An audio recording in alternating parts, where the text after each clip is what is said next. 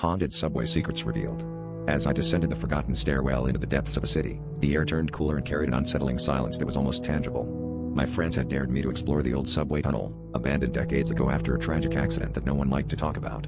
They said it was a rite of passage, a test of courage, but the real reason I accepted was to prove something to myself. I turned on my flashlight and stepped into the gaping mouth of the tunnel, the light barely slicing through the oppressive darkness. It was thrilling at first, the kind of thrill that prickles your skin and sharpens your senses. But that changed when I heard it, the distant, unmistakable sound of a train.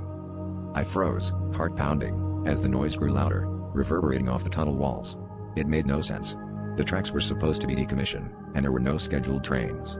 My rational mind screamed for explanations, but deeper instincts urged me to run. I stumbled back, my flashlight flickering as shadows seemed to stretch and twist in the periphery of my vision.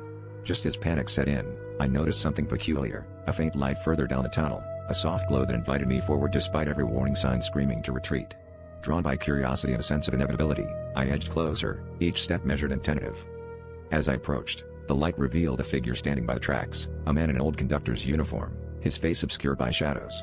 He looked solid, real, yet there was an otherworldly aura about him. The noise of the train grew deafening, and the ground beneath me began to tremble. I wanted to ask him what was happening, but my voice was swallowed by the roar. Instead, he pointed behind me, and I turned instinctively, expecting to see headlights piercing through the darkness. Instead, there was nothing but the empty tunnel stretching into blackness. The sound, however, was all around me, like a rush of wind that carried whispers of the past.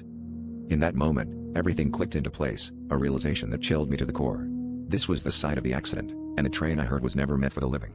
The conductor turned back towards the tracks, stepping into the path of the unseen train, and vanished as the sound reached its peak. I stumbled backwards, my mind reeling with the impossible truth. Then, as suddenly as it began, the noise ceased, leaving only the heavy silence and my ragged breaths. I ran, heart hammering, vowing never to return. But as I reached the exit in the sunlight, I couldn't shake the feeling that I wasn't alone. The whispers lingered, and I knew the echoes of that ghostly train would haunt me forever.